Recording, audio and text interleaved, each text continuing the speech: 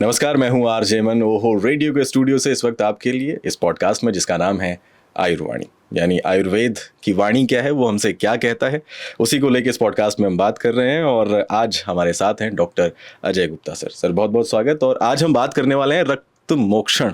शब्द थोड़ा सा सुनने में कठिन लगता है, तो सर ये भी समझा दीजिए कि इस शब्द का मतलब क्या है और अपने बारे में भी हमारे दर्शकों को बता दीजिए। सबसे पहले सबको मेरा सादर प्रणाम। मैं डॉक्टर अजय कुमार गुप्ता, ऋषिकुल आयुर्वेदिक कॉलेज हरिद्वार में हेड ऑफ़ द डिपार्टमेंट हूँ शल्य तंत्र में। और पिछले लगभग 27 वर्ष से ज़्यादा समय से मैं अपनी सेवाएं, राजकीय सेवाएं वहाँ दे रहा हूँ।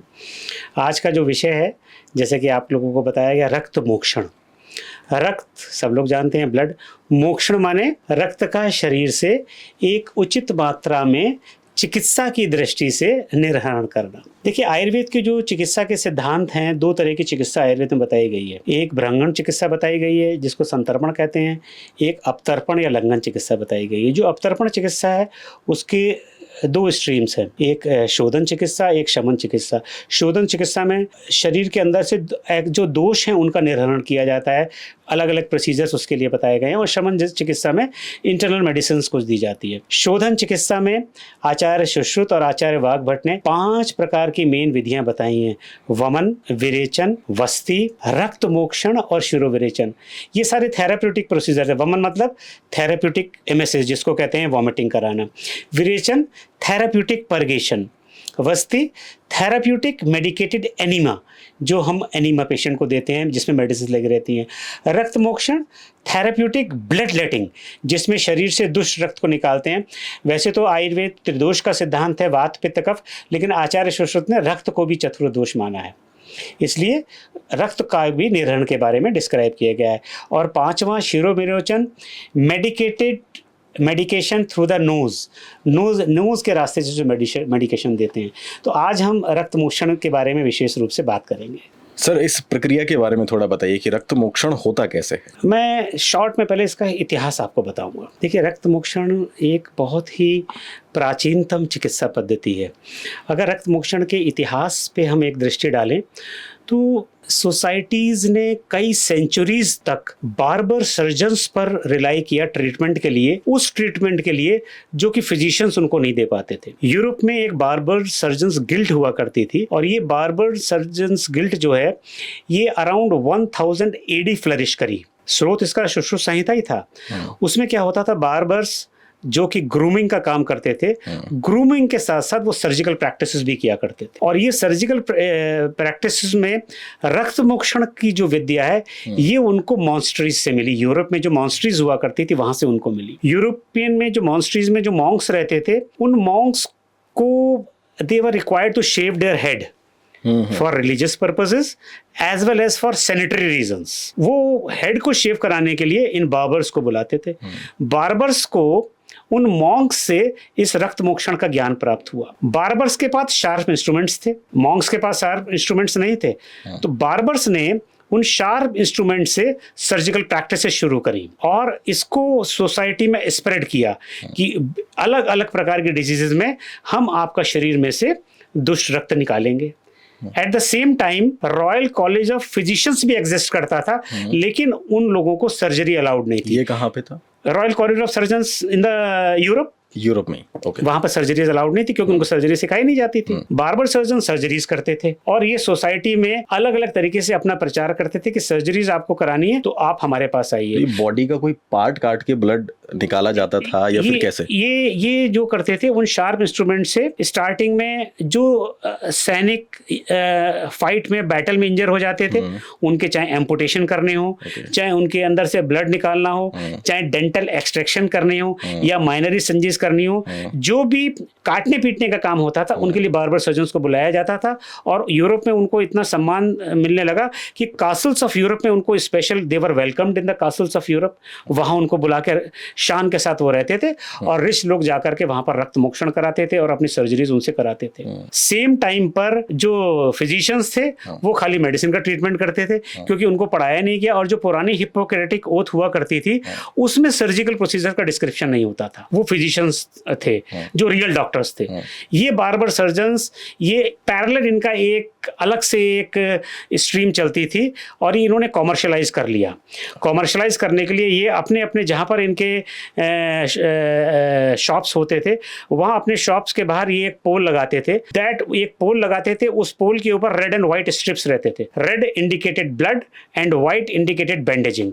वो रेड एंड व्हाइट पोल लगा के रखते थे और कुछ बार्बर्स अपने शॉप्स के विंडोज में एक बाउल ऑफ ब्लड भी रखा करते थे लोगों को अट्रैक्ट करने के लिए कि हम आपका ब्लड लेटिंग करेंगे, आप हमारे पास आई बीमारी दूर करानी है, आपको स्किन की प्रॉब्लम है, आपको ब्लड से रिलेटेड कोई प्रॉब्लम है, आपके घाव नहीं भर रहे हैं, आपकी नसें मोटी हो गई हैं, उसके लिए हम करेंगे। उसके लिए बार्बर सर्जन करते थे। बाद में ये एक बहुत बड़ा इतिहास है, धीरे धीरे मॉडर्न सोसाइटी ने, साइंस ने इसको एक्सेप्ट किया और सर्जरीज फ्लरिश करने लगी। तो घाव ना भरना और नसें जो अभी आपने मेंशन किया, तो ये तो दो बीमारियां, तो ये कौन कौन सी और ऐसी बीमारी है जिसमें यूज होता है? हाँ देखिए, ये एक सुश्रुत संहिता में एक श्लोक आया है, त्वग दोषा ग्रंथया शोफा रोगा शोणित जाश्ये रक्त मोक्षण शीला नाम न भवंती कथाजन। उसमें ये कहा गया है कि कौन कौन सी डिजीजेज हैं, अगर हम रक्त मोक्षण कराएंगे, शरीर में से दुष्ट रक्त को निकालते रहेंगे तो त्वग दोष, स्किन डिसऑर्डर्स नहीं होंगी, ग्रंथियों के डिसऑर्डर्स, लिम्फेडिनोपैथीज नहीं होंगी, शोफ के रोग, फ्रंट शोफ, वो नहीं होंगे, और ब्लड बॉर्न डिजीजेस की बहुत लंबी लिस्ट है, चाहे वो वेरिकोज वेन्स हुई, चाहे नॉन हीलिंग अल्सर्स हुए, स्किन प्रॉब्लम्स हुई, वो डिजीजेस नहीं होंगी। क्योंकि आयुर्वेद ये मानता है, आचार्य सुश्रुत और आचार्य वाग्भट्ट मानते हैं कि जितनी भी डिजीजेस हैं उन डिजीज का जो आश्रय स्थान है, जो दूष है, वो रक्त है। रक्त पंचमहाभूतात्मक है। इस संसार में जो भी द्रव्य है सब वही नहीं, हमारा शरीर भी पंचमहाभूतात्मक है, आकाश, वायु, अग्नि, जल और पृथ्वी। इसी तरह रक्त भी पंचमहाभूतात्मक है और उसके गुण भी बताए गए हैं शास्त्र में, विस्तृता, द्रवता, रागा, स्पंदन, लघुता तथा। तो रक्त की जो क्वालिटीज हैं, जब कभी रक्त दूषित होगा तो स्रोतो अवरोध हो जाएगा। और ये जो पांचों क्वालिटीज हैं, विस्तृता, द्रवता, राग, स्पंदन और लघुता, ये एबनॉर्मलिटीज बॉडी में अलग अलग तरीके से प्रस्तुत करेगा।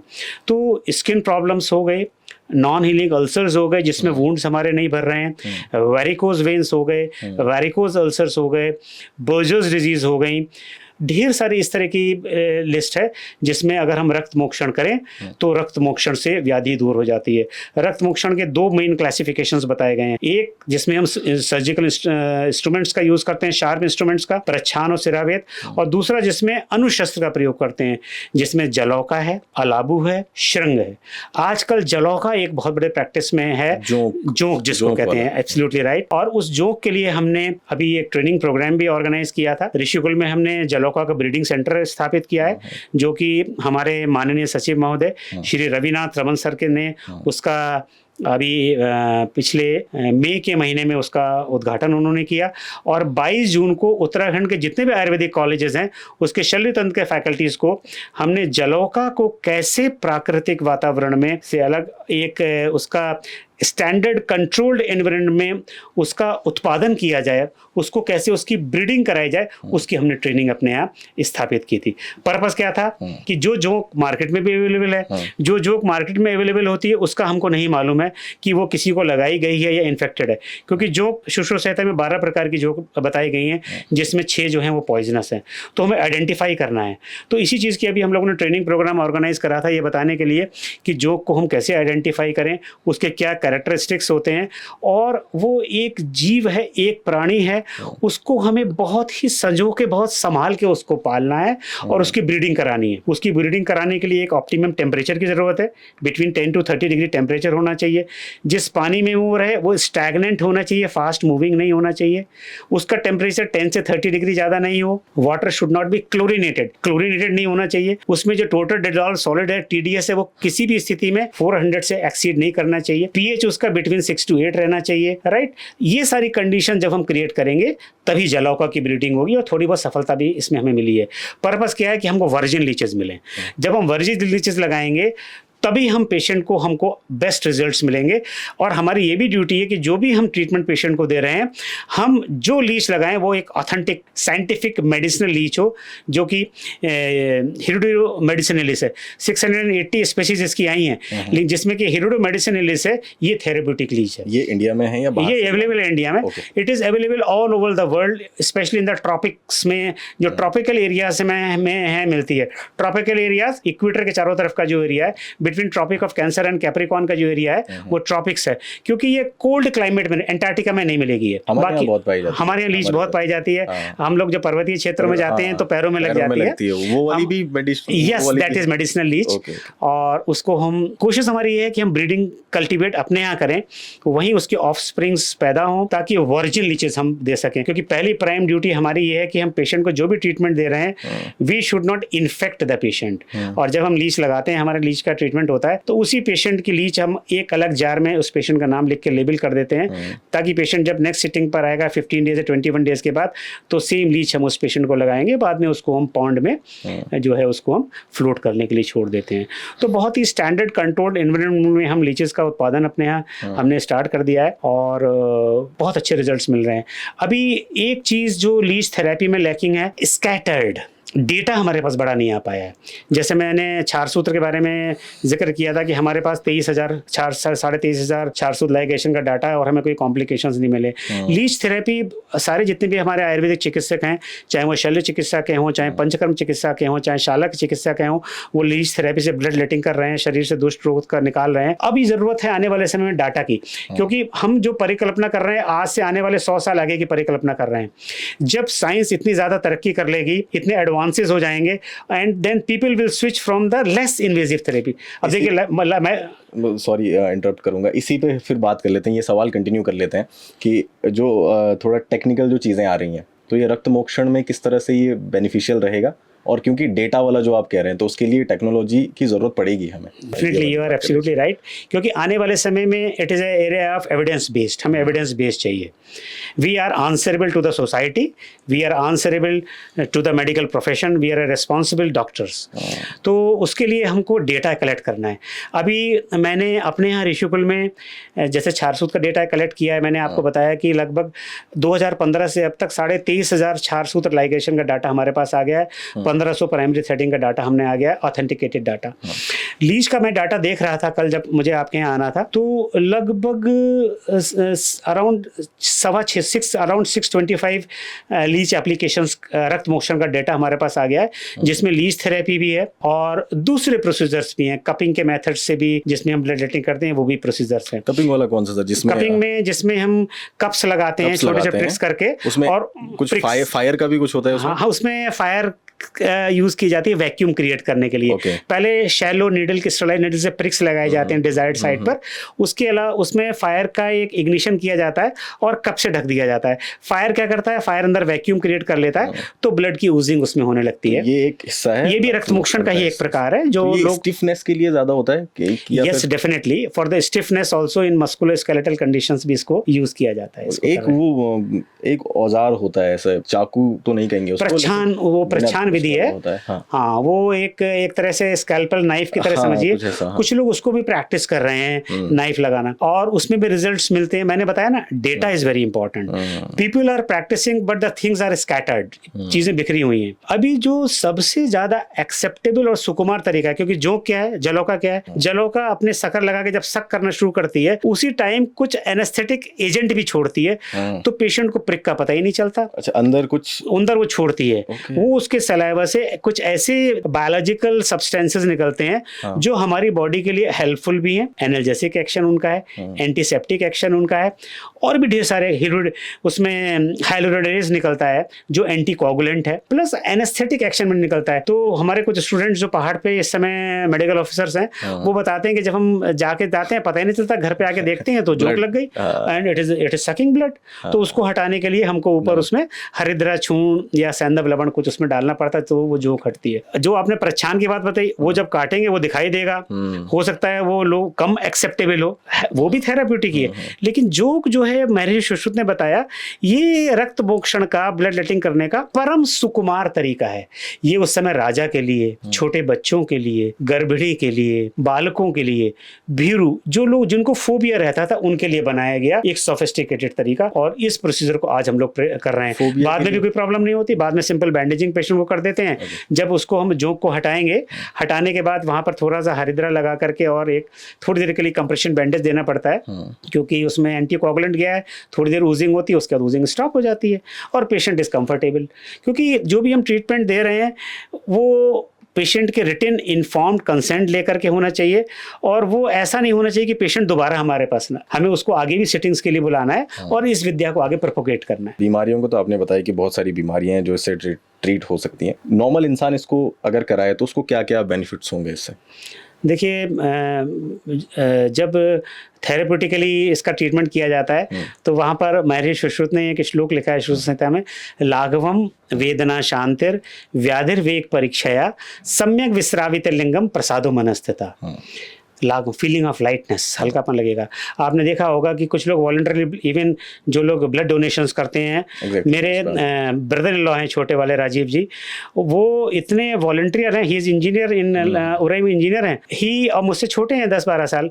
ही हैज डोनेटेड ब्लड 100, अभी उन्होंने लास्ट टाइम 100 का फिगर क्रॉस किया है। वो रेगुलरली डोनेट करते रहते हैं। तो इवन आफ्टर डोनेशन, मेरे यहाँ भी ब्लड डोनेशन कैंप लगा था, हमारे यहाँ के पीजीएस कॉलेज ने डोनेट किया।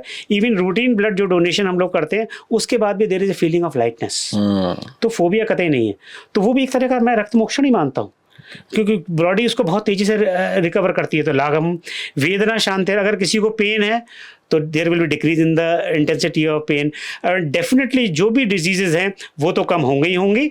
और प्रसादो मनस्तता, मेंटल चीयरफुलनेस, व्यक्ति जो है प्रसन्न हो जाता है, क्योंकि जो स्वस्थ व्यक्ति की परिभाषा बताई गई है, समदोषा समागनिष्ठ समधातु मलक्रिया प्रसन्न आत्मेंद्रिय मना। तो आत्मा, इंद्रियों, मन जब तक प्रसन्न नहीं होंगे व्यक्ति स्वस्थ नहीं होगा। तो इसका एक बहुत ही कॉम्प्रिहेंसिव एक इफेक्ट है और really it is very beneficial. Sir, चर्म रोग में इसको कारगर माना गया है, चर्म रोग के लिए, तो ये एक बार हमारे दर्शकों को आप बता दीजिए। देखिए, चर्म रोग में, स्किन डिजीज़ में हमारे पास ढेर सारी मॉडलिटीज़ ऑफ ट्रीटमेंट हैं। काय चिकित्सा में भी इसके रोगी आते हैं, पंचकर्म विभाग में भी इसके रोगी आते हैं, और कभी कभी हमारे पास भी आ जाते हैं। तो हम लोग उनको काय चिकित्सा विभाग या पंचकर्म विभाग में रेफर करते हैं, जहाँ उनका रक्त मोक्षण किया जाता है। तो जो भी क्रॉनिक स्किन लीजन्स हैं, चाहे वो सिंपल डर्मेटाइटिस हो, चाहे वो एक्जिमा हो, कुछ अर्ली सोरेटिक कंडीशंस में भी, नॉन हीलिंग अल्सर्स जिनमें क्या कहते हैं स्किन का डिस्कलरेशन हो गया है, उन कंडीशंस में अगर इसके रेगुलर यूज़ किया जाए, टाइमली यूज़ किया जाए, तो वंडरफुल रिजल्ट्स हैं रक्त मोक्षण करने से। क्या सक्सेस रेट रहता है? मतलब देखिए, सक्सेस रेट तो काफ़ी अच्छा है। जो चीज़ मैंने आपको स्टार्टिंग में बताई, मैं पूरा दोबारा उसको कहूँगा, डेटा। हम लोग डेटा इकट्ठा कर रहे हैं। जब डेटा हमारे सामने आ जाएगा तो हम सक्सेस रेट बताएंगे। अभी तक कॉम्प्लिकेशंस रिपोर्टेड नहीं है। अभी रिसेंटली एक इंटरव्यू भी मैं इसी परिप्रेक्ष्य में, एक मैम टाइम्स ऑफ इंडिया से आई थी, प्रॉबेबली हर नेम, मैं नाम थोड़ा सा मिस कर रहा हूँ मैं, तो उनको भी मैंने इसके बारे में बताया था। तो एक पेपर हम लोगों ने डिस्कस किया था, ईरान में एक पेपर पब्लिश हुआ था जिसमें उन्होंने लिखा था रिगार्डिंग द कॉम्प्लिकेशंस। तो वो कुछ केसेस में रिपोर्टेड कॉम्प्लिकेशंस थे, किसी में स्किन इचिंग थी, किसी में ब्लीडिंग ज़्यादा हो गई थी। तो काफ़ी हमने डिस्कस किया। तो और बाद में उस पेपर में उन्होंने ये भी लिखा था कि ये एक सेलेक्टेड केसेस पर रिपोर्टेड है, जो कि ट्रीटेबल भी है, दो की ट्रीटेबल है, मैनेजेबल है। अपने पिछले मेडिकल साइंस से मैं सन 84 से जुड़ा हुआ हूँ, 84 से अब तक मैंने कोई सीरियस कॉम्प्लिकेशन नहीं देखा जो कि जलौका के द्वारा या रक्त मोक्षण के द्वारा उत्पन्न होता हो। Of course there are some contraindications also कि हमें किस में नहीं करना चाहिए। जिन पेशेंट्स में की इम्यूनिटी लो है, जिनके पूरे बॉडी में स्वेलिंग है, सर्वांग शोफ है, स्वेलिंग है, बॉडी की इम्यूनिटी लो है, कोमॉर्बिडिटीज ज़्यादा हैं, जिनके अंदर ब्लीडिंग टेंडेंसीज हैं, जो पेशेंट ब्लड थिनर्स पर हैं, ऐसी मेडिसिन ले रहे हैं जिनकी एंजियोप्लास्टी हो चुकी है, उनको कुछ ब्लड थिनर टाइप की मेडिसिन चल रही हैं, तो उन कॉन्ट्राइंडिकेशंस को भी हमको ध्यान रखना चाहिए कि उन रोगियों में इन मेडिसिन को, इस थेरेपी को हम ना करें। उनके लिए हमारे पास दूसरी कंजर्वेटिव मेडिसिनल मैनेजमेंट है, उसमें हम जाएंगे इसके लिए। तो सर, रक्त मोक्षण की प्रक्रिया के बाद कौन कौन से ऐसे आप क्या सजेस्ट करते हो कि यार ये खाना खाना है, लाइट खाना है, या फिर आपको लिक्विड ज़्यादा लेना है, किस तरह का खाना? बहुत अच्छा आपने ये क्वेश्चन किया। देखिए, रक्त मोक्षण से पहले भी हमको प्रिपेयर करना पड़ता है, राइट। उसका स्नेहन स्वेदन किया जाता है, और जब रक्त मोक्षण हम कर देते हैं, चाहे वो किसी भी विधि से किया हो, तो हम उसको यवागु लाइट डाइट बताते हैं। यवागु के पान का उल्लेख आया है कि जो भी हम आहार देंगे उसको लाइट आहार देंगे, ताकि अगर उसकी अग्नि मंद है तो एक संसर्जन क्रम में उसको धीरे धीरे आहार के बारे में बताते हैं कि बहुत गरिष्ठ या गुरु आहार का सेवन उसको नहीं करना चाहिए, लाइट आहार का, सामान्य लाइट आहार का सेवन करना चाहिए। अभी मॉडर्न टेक्नोलॉजीज़ में भी बहुत सारी ऐसी चीज़ें होंगी जो कि रक्त मोक्षण की तरह ही वर्क कर रही होंगी, लेकिन ये जो आयुर्वेद में है ये किस तरह से उनसे ज़्यादा फ़ायदेमंद है, किस तरह से ज़्यादा किफ़ायती है? एक तो मुझे लगता है कि शायद वो ज़्यादा महंगी नहीं होगी, सबसे पहली बात, शायद, मुझे लगता है। आप बताइए। नहीं, आप यू आर एब्सोल्युटली राइट, आप बिल्कुल सही कह रहे हैं। देखिए, ये क्लासिकल मेथड है जो हमारे प्राचीन आचार्यों ने संहिता में डिस्क्राइब कर दिया है, वो बहुत ही सिद्ध है, इट इज़ ऑथेंटिकली प्रूव्ड। और जो आयुर्वेदिक साइंस है, जो आयुर्वेदिक सर्जरी है, आयुर्वेदिक सर्जरी की जो ब्यूटी है, it is a perfect blend of medicinal as well as surgical disciplines. इसमें बहिर्परिमार्जन औषधि है, इसमें अंतः परिमार्जन औषधि है, इसमें शस्त्र प्राणिधान औषधि है। महर्षि सुश्रुत ने क्लासिफाई कर दिया है कि आपको कौन सी थेरेपी किस सत्व के व्यक्ति में करनी है। ट्रीटमेंट पेशेंट को एक्सेप्टेबल भी तो होना चाहिए। हम किसी पेशेंट को बिना उसकी अनुमति के ट्रीट नहीं कर सकते। तो selection of the patient and selection of the procedure is very important.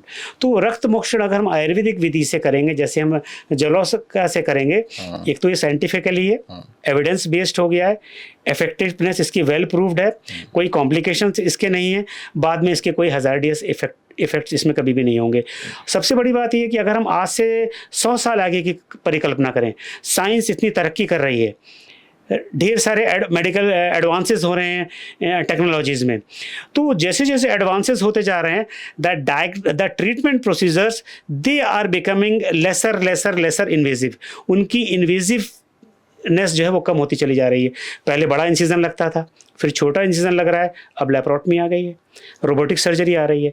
तो आगे की अगर हम परिकल्पना देखें तो आगे आने वाले समय में मिनिमल इन्वेजिव प्रोसीजर्स, जिसमें कि पेशेंट का हमको, क्योंकि time is very important, patient के लिए भी टाइम इंपॉर्टेंट है, तो मिनिमल इन्वेजिव प्रोसीजर से साइंटिफिकली प्रूव्ड अगर आप ट्रीटमेंट दे सकते हैं, जैसे कि ये जलौका विचारणा है, लीज थेरेपी है, तो ये एक बून साबित होगा आने वाले समय में। डेफिनेटली ये एक बहुत बड़ा कॉन्ट्रीब्यूशन होगा मेडिकल साइंस का फॉर द सोसाइटी। जलौका से जस्ट ऐसे मेरे माइंड में एक थॉट आएगी, जैसे जाते हैं गांव में, डांडा छानी कहते हैं, तो वहाँ जाते हैं तो वहाँ पे लगती है पैरों में। अगर, क्योंकि जो आप कर रहे हो ट्रीटमेंट, उसमें शायद कुछ चीज़ें होंगी, एक प्रोसेस होगा, लेकिन जो खुद से ही चिपक जा रही हैं, अगर वो कहीं, जैसे बालों पे कहते हैं कि अगर आप बालों पे लगाएंगे तो फिर वो यहाँ का जो ब्लड है उसको सही कर देंगे और बाल आपके उगने लग जाएंगे। अब ये मिथ है या सच है, ये तो आप बताइए, बताना।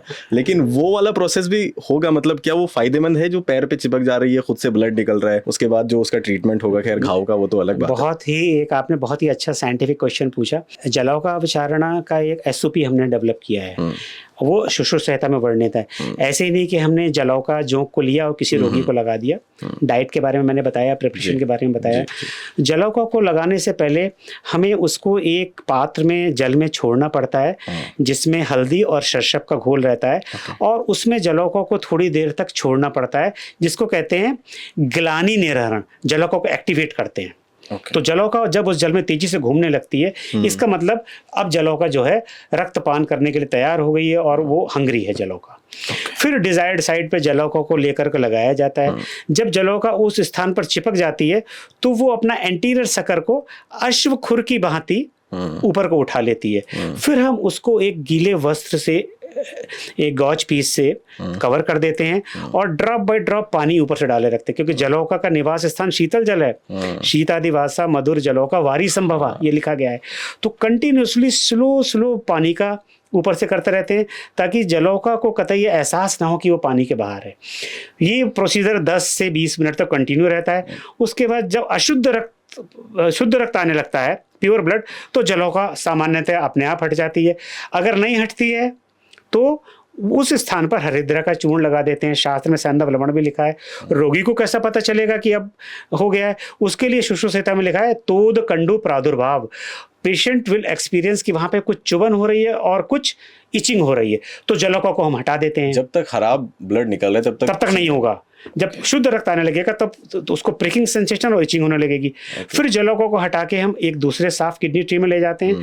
फिर प्रोसीजर होता है जलौका को वमन कराना। फिर जलौका को जेंटली पोस्टीरियर से एंटीरियर एंड तक हम उसको स्क्वीज करते हैं, मुंह पे हरिद्रा का चूर्ण डालते हैं जेंटली, तो सारा जो ब्लड उसने जलौका ने लिया है वो बाहर वॉमिट हो जाता है। अगर ये प्रक्रिया नहीं कराएंगे तो जलौका को एक डिजीज हो जाएगी, जिस डिजीज का नाम है इंद्रमद, और वो पानी के तली में बैठ जाएगी, जिसको दुर्वांता कहा गया है। तो जलौका को वमन कराया, उसके बाद फिर उसको हम रखते हैं। तो ये एक स्टैंडर्ड एसओपी डेवलप किया गया है, इस प्रोसीजर से कराएंगे। जो अपने आप अचानक लग गई वो थेरेप्यूटिकली वो बेनिफिशियल नहीं होगा, राइट। तो एक एसओपी इसका एक डेवलप है, इस तरीके से इसको कराया जाता है। तो सर बढ़ते हैं अगले सवाल की तरफ। आपने अपने करियर में जिन पेशेंट्स का रक्त मोक्षण किया है उनके बारे में कुछ बताइए, और कौन से वो ऐसे थे जो आपके लिए एक प्रेरणादायक पेशेंट के रूप में सामने? देखिए, सर्जरी फील्ड से हूँ मैं, शल्य तंत्र से। तो सर्जरी के केसेस हम लोगों के पास आते हैं जिसमें कि हम लोगों ने रिसर्च पब्लिकेशंस भी किए हैं और रक्त मोक्षण के ऊपर पीजी थीसिस भी हम लोगों ने किया है। तो रक्त मोक्षण का विशेष रूप से हमने जो दुष्ट व्रण है, नॉन हीलिंग अल्सर्स हैं, उसमें हमने प्रयोग किया है। अभी भी हमारे यहाँ जो इंडोर में पेशेंट्स एडमिटेड हैं उन पे भी हम समय समय पर रक्त मोक्षण का प्रयोग करते हैं। दूसरा वेरिकोज अल्सर्स, वेरिकोज वेन्स, जो पैरों की वेन्स जो हैं मोटी हो जाती हैं विभिन्न कारणों से। ऐसा कोई पेशेंट आया जिनके साथ? हाँ, यस, बिल्कुल। आजकल क्योंकि देखिए स्पेशली पेशेंट्स जिनको खड़े होकर ज़्यादा काम करना पड़ता है, traffic police, long standing jobs जिनके हैं, खड़े रहने वाला हमारा बैठने वाला था, अभी खड़े होने वाला है। खड़े होने वाला हो गया। तो उसमें स्टैग्नेशन हो जाता है, टॉर्चर्स हो जाती हैं वेन्स, और उसमें फिर अलग अलग तरीके के सर्जिकल प्रोसीजर्स होते हैं। रक्त मोक्षण का वेरिकोज वेन्स में बहुत अच्छे रिजल्ट्स देखने को मिलते हैं। तो वेरिकोज वेन्स में हमने सक्सेसफुली इसको यूज़ किया है, और जो इन्फेक्टेड नॉन हीलिंग वुंड्स हैं उसमें हमने रक्त मोक्षण को, ये 2 कंडीशंस ऐसी हैं इसमें यूज़ किया है। एक कंडीशन और है जो बर्जर्स डिजीज जिसको कहते हैं, जिसमें specially it happens in the smokers, chronic smokers जो होते हैं या टोबैको च्यूअर्स होते हैं, उसमें जो पैरों की ब्लड सप्लाई है वो ब्लॉक हो जाती है अलग अलग लेवल्स पे, और उसका जो ट्रीटमेंट है, the only treatment is amputation. Gangrene हो जाएगी, पहले टोज में पैर की उंगलियां काली पड़ेंगी। ये डिजीज नीचे से ऊपर की ओर उठ करके आती है, और सर्जन्स भी जो एम्पुटेशन करते हैं वो बता देते हैं कि भाई पहले पैर यहाँ से कटेगा, और अगर आप फिर भी आप जो है तम्बाकू बीड़ी बंद नहीं करोगे, ये डिजीज ऊपर बढ़ रही है तो फिर यहाँ से कटेगा। Type of cancer? और नहीं, कैंसर नहीं है, कैंसर तो नहीं है। ओके। ये इसको साइंटिफिकली इसका नाम TAO है, थ्रोम्बोएंजाइटिस ऑब्लिटरेंस। ब्लड सप्लाई बंद होने की वजह से नीचे न्यूट्रिशन नहीं पहुंच पाता। ये ठंडे इलाकों में भी होता है? ठंडे इलाकों, आप बहुत ज्यादा ठंड में कहीं हो? नहीं, वो ठंडे इलाकों में जो हो जाता है वो फ्रॉस्ट बाइट है। That is frostbite. वो टेम्पररी है, उसमें आप गुनगुने पानी में हाथ डालिए वो ठीक हो जाएगा, लेकिन ये वहाँ ब्लड सप्लाई नहीं पहुँच रही है। तो बर्जर्स डिजीज में जब हम जलौका लगाते हैं तो जलौका क्या करता है, जलौका का वहाँ पर जब ये दुष्ट, एक तो ये अंदर से ब्लड निकाल रही है, सक कर रही है, इस ब्लड सक करने के साथ साथ कुछ बायोलॉजिकल सब्सटेंसेस भी वहाँ डाल रही है, प्लस जो सकिंग का जो प्रेशर है, उस सकिंग के प्रेशर की वजह से it increases the micro circulation, activity थोड़ी बढ़ जाएगी। माइक्रो सर्कुलेशन जब बढ़ जाता है तो वहाँ पर ब्लड का फ्लो आने लगता है। वो पेशेंट को इतना पेन होता है कि उसको पेन किलर मेडिसिन्स भी इफेक्टिव नहीं होती हैं। पेशेंट मेडिसिन ले रहा है, उसको उसका दर्द कम ही नहीं हो रहा, मेडिसिन कैसे जाएगी? ब्लड से। ब्लड का सर्कुलेशन ही नहीं है तो पेन किलर मेडिसिन वहाँ पहुँचेगी कैसे? लेकिन जब हम जलों का उपचारणा करेंगे, ब्लड लगाएंगे, सर्कुलेशन जब वहाँ का इम्प्रोवाइज हो जाएगा तो मेडिसिन भी इफेक्ट आने लगेगा। तो बर्जर्स डिजीज़ में भी मैं कम से कम 2-3 केसेस मैंने ऐसे हैं जो बर्जर्स डिजीज़ में वंडरफुल रिमार्केशन हुआ और हम उनको एम्पुटेशन से बचा पाए, उनको बर्जर्स डिजीज़ में। उसके कुछ फोटोग्राफ्स भी हैं मेरे पास, तो ये उसमें बहुत हेल्पफुल है। एंड ऑफ कोर्स पहली शर्त ये रहती है इस बर्जर्स डिजीज़ में कि पेशेंट को, लिखा है हमारी मेडिकल की बुक्स में भी, 11 बेली में लिखा है कि stop smoking, stop tobacco. Patient को बता दो either you can have cigarettes और योर लेग्स, या तो पैर बचेगा या आपके पास सिगरेट या बीड़ी रहेगी। तो टोबैको से कुछ इस तरह के सब्सटेंसेस सीक्रेट होते हैं जो अंदर जाके, बड़ी पैथोलॉजी है, वो अलग सब्जेक्ट है, वो ब्लड सप्लाई बंद हो जाती है वहाँ की। पहले से अगर आपकी वो डिजीज़ है, उसके बाद अगर आप स्मोक कर रहे हैं या फिर आप किसी भी तरह का टोबैको कंज्यूम कर रहे हैं तो फिर होता है, या फिर टोबैको की वजह से ही होता है? टोबैको की वजह से होता है। पेशेंट हमारे पास आता है तो हमारा पहला क्वेश्चन रहता है बीड़ी कब से पी रहे हो? कहता है साहब बचपन से पी रहे हैं, हम नहीं छोड़ सकते। तो हम कहेंगे या तो पैर कटवाना पड़ेगा, फिर वो प्रण लेके बीड़ी छोड़ेंगे या टोबैको छोड़ेंगे, तब ही उनका ट्रीटमेंट पे हम लोग मदद कर पाएंगे। DDT starts with the tobacco. Tobacco किसी भी फॉर्म में हो, उससे ये स्टार्ट होती है। उसमें कार्बन मोनोऑक्साइड होता है, वो अंदर जाके बहुत पैथोलॉजी उसकी है, पेनार्ट्राइटिस करता है, पहले कोलेट्रल्स ओपन करते हैं। पेशेंट का जो उसमें प्रेजेंटेशन होती है वो उस तरह की होती है कि पेशेंट कहेगा पहले मैं यहाँ से लेकर के बल्लभपुर चौक तक चला जाता हूँ, फिर वो कहेगा मैं यहाँ से लेकर के ऑफिस के उस कमरे तक नहीं जा पा रहा हूँ।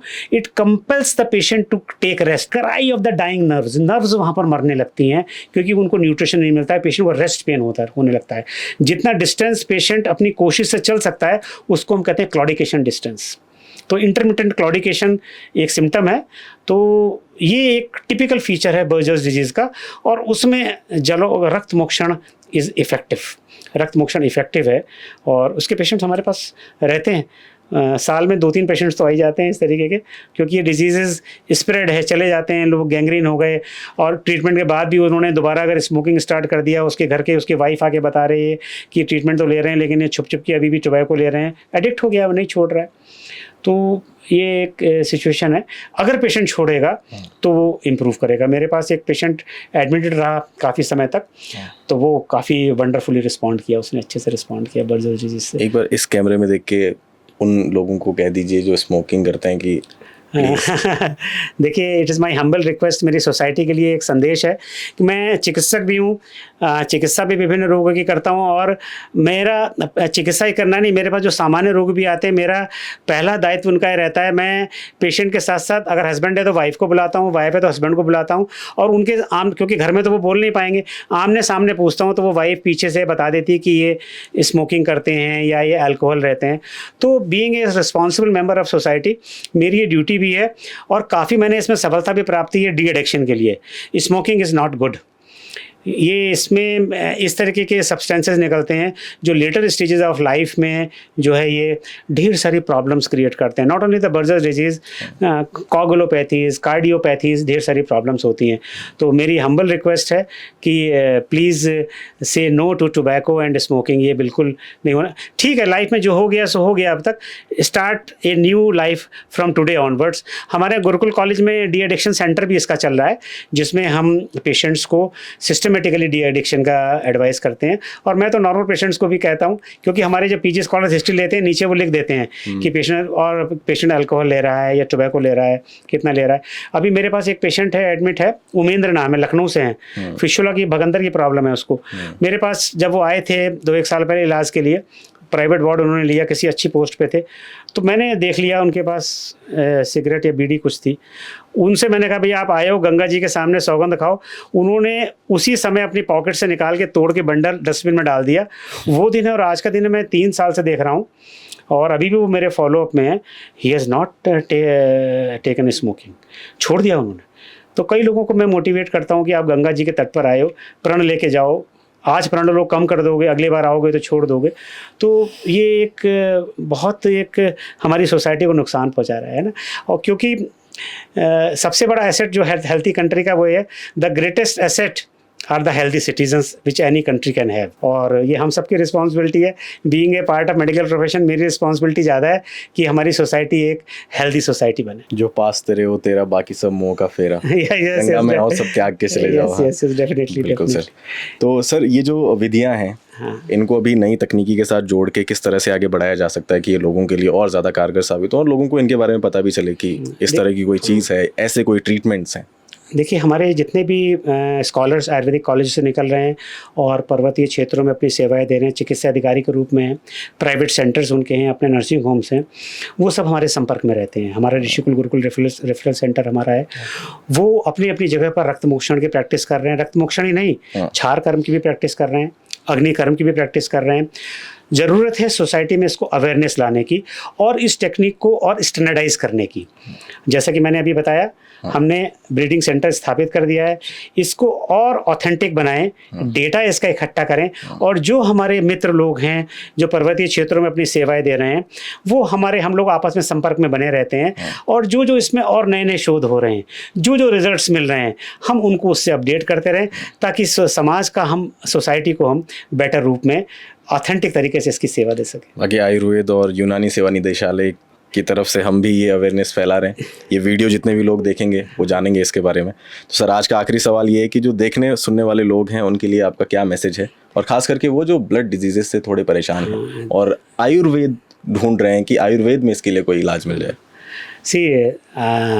सबसे पहले तो मैं धन्यवाद देना चाहूँगा उत्तराखंड शासन का, हमारे माननीय सचिव श्री रविनाथ समन सर, अपर सचिव श्री जोगदंडे सर और निदेशालय के जितने भी हमारे अधिकारी हैं उनका, उत्तराखंड आयुर्वेद विश्वविद्यालय के माननीय कुलपति प्रोफेसर अरुण कुमार त्रिपाठी जी, हमारे रजिस्ट्रार सर हैं रामजी शरण सर, और जितने भी ऑफिशियल्स हैं, उनकी बड़ी ही सक्रिय भूमिका रही है आयुर्वेद के प्रोपोगेशन में।